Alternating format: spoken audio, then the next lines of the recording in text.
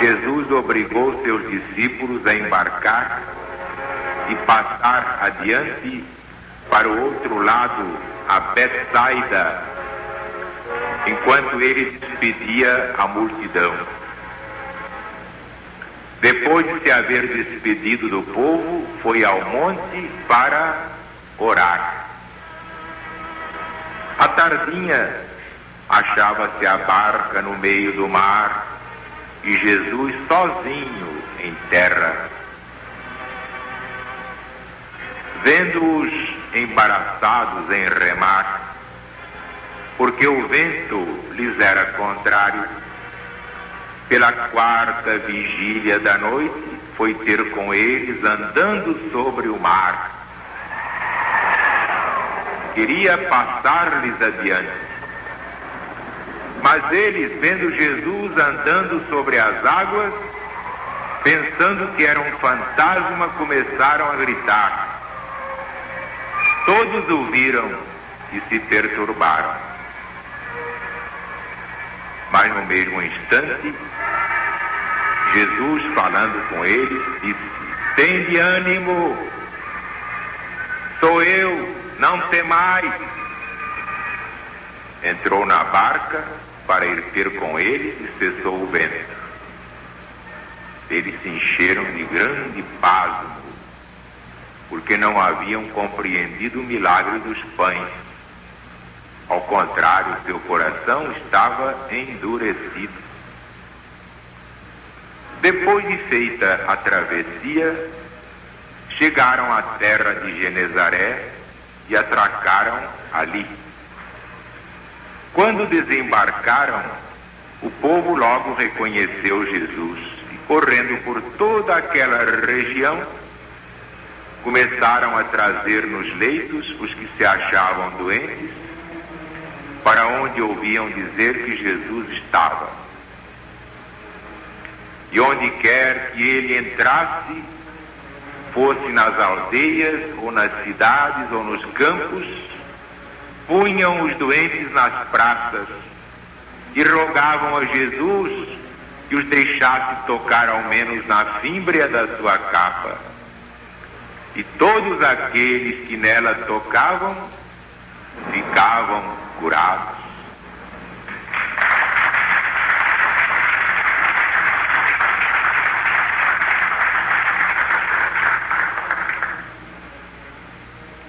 Aí está, meus amigos, meus irmãos, a situação do Brasil, por exemplo, porque dentro do Evangelho achamos ilustrações para todos os fatos de todos os povos da humanidade, de todos os tempos. Nosso Brasil está assim com esse mar de águas revoltas e o vento a soprar com fúria e tudo parece que vai afundar. Criticar é fácil, nós sabemos que está tudo ruim, que os homens coitados, por mais inteligentes que sejam, eles não podem resolver nada. Mas nós gostamos de homens que critiquem, mas apresentem soluções. Apresentem soluções.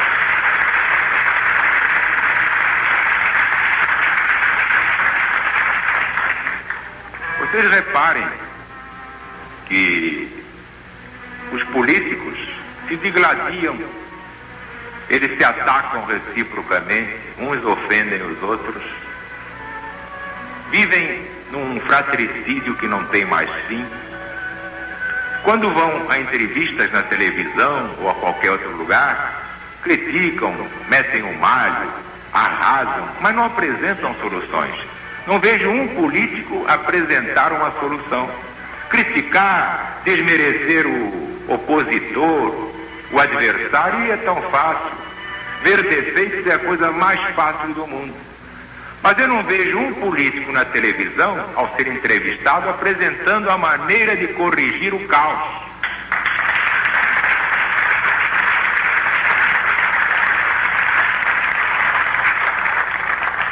Eu não peguei de propósito esse trecho. Calhou porque está na sequência do Evangelho. Todo dia eu leio um trecho. O de hoje calhou exatamente esse, de Jesus andando sobre as águas e ensinando os apóstolos como se anda sobre as águas. Aí está o símbolo. O Brasil não estará como uma nação prestes a naufragar. Jesus ensina a maneira de salvar a todos.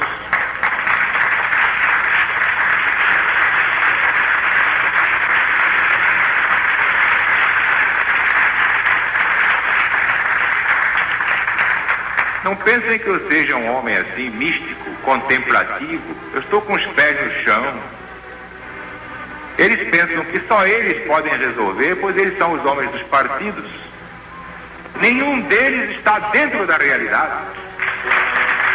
Estão completamente fora da realidade divina. Mas o povo os passará para trás. O povo está cansado desse demagogo.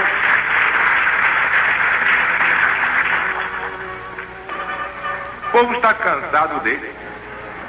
Vocês notem quando vocês virem ou ouvirem uma entrevista em televisão, aqueles senhores se sentam com aquela empáfia de pontífex maximus, então começam a deitar regras, vocês começam a escutar, no fim não se aproveita nada, não sai nada, é verborreia, verborragia, demagogia, é canalhocracia, porque é a maneira de acanalhar a política brasileira. A não ser que vocês não sejam observadores, mas legionário não perde uma.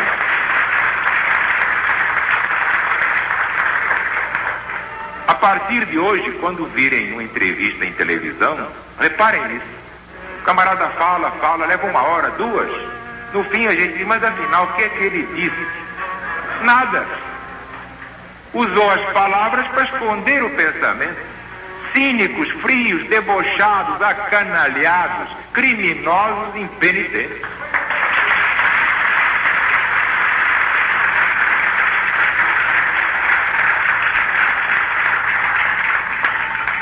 Não, eu chego humildemente e digo, perdão, senhores. Vocês talvez suponham que o seu poder seja maior que o do Cristo, mas eu duvido. Tenho motivos para duvidar. Poder só ele e mais ninguém. Essa é a plataforma que realmente resolve os problemas do Brasil e do mundo, da humanidade inteira. Agora, vamos fazer uma logicação. Vocês são doutores, estão vendo um doente agonizar.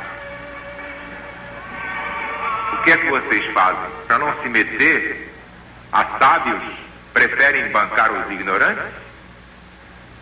Eu acho que não é? O certo, o caritativo, o altruístico, o filantrópico, é o indivíduo dizer, perdão, senhores, não é bravata, mas eu sei salvar esse doente, sai da frente. Chega de paliativo, sai da frente que eu salvo esse doente. Eu estudei e conheço a maneira de salvá-lo. Portanto, não há vanglória, não há bravata. O que nós queremos é implantar no sistema administrativo deste país, chamado Brasil, desta pátria querida, a nossa pátria, a política de Deus. Porque sem a proteção de Deus, nenhum país funciona. Nenhum país se salva.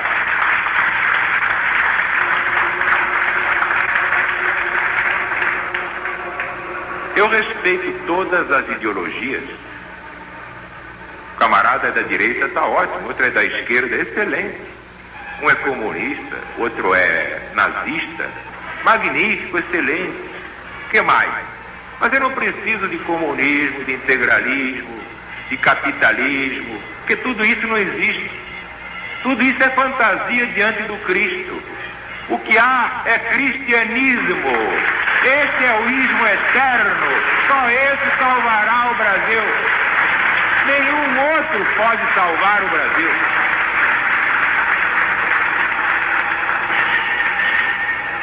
aplicando as leis divinas, nós vemos aqui nos versículos finais desse capítulo 6.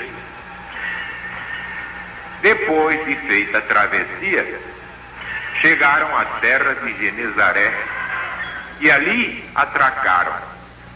Quando desembarcaram, o povo logo reconheceu Jesus e, correndo por toda aquela região, começaram a trazer nos leitos os que se achavam doentes, para onde ouviam dizer que Jesus estava. E onde quer que ele entrasse, fosse nas aldeias, nas cidades ou nos campos, punham os doentes nas praças e lhe rogavam que os deixasse tocar ao menos na fímbria da capa. E todos aqueles que nela tocavam ficavam curados. Qual é a imagem? Qual é a comparação? Qual é a parábola? Exatamente. Se nós aplicarmos ao nosso Brasil o Evangelho, acontecerá isto. Todos os que estão doentes, estropiados, cansados, oprimidos, ficarão curados. Essa imagem perfeita é o símbolo exato para a hora convulsionada do nosso Brasil. Vocês me conhecem, eu não gosto de falsas modéstias. Que a falsa humildade é pior que a hipocrisia. Prefiro um hipócrita a um falso humilde. Faz aquela carinha de ingênuo, de santo. Ele está sempre bonzinho, piedoso, uma carinha de santinho, mas manda fazer a boca por trás. É a mão boba. Conheço bem essa gente, conheço como a palma da minha mão. Que eles próprios não têm jeito. Então nós vamos salvar esse país. Salvaremos o nosso Brasil com a proteção de Jesus nosso Senhor.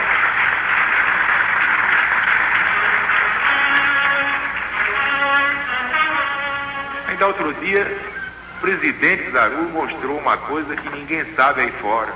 O político, se ouvir, pensa que é piada. Que há entidades espirituais que tomam conta do fogo, das águas, dos insetos, da fauna, da flora. Quer dizer que tudo está debaixo de guarda, geada, incêndio, tudo isso é controlado pelas potestades espirituais. Mas qual é o político que sabe disso? Então vem um camarada, começa a criticar, mas não sabe apresentar a solução, e nós sabemos. Sabemos porque Jesus sabe. E sem Deus, sem Jesus, sem Espírito Santo, ninguém pode salvar o Brasil. Mas nós podemos, com Jesus.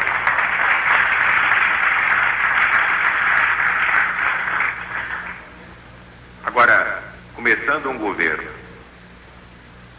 fazendo logo a grande magia, mobilizando as forças do alto, e a vegetação sozinha vai reverdecer, os incêndios vão cessar, as catástrofes vão nos deixar em paz. Por quê? Porque há forças superiores que controlam os elementos naturais. Vendo que o povo está merecendo, elas ajudarão o povo, essas entidades. E o povo brasileiro se libertará da inflação, do desespero, das greves que não acabam mais. Então o Brasil será realmente a pátria do Evangelho e coração do mundo. Então viva a LBV!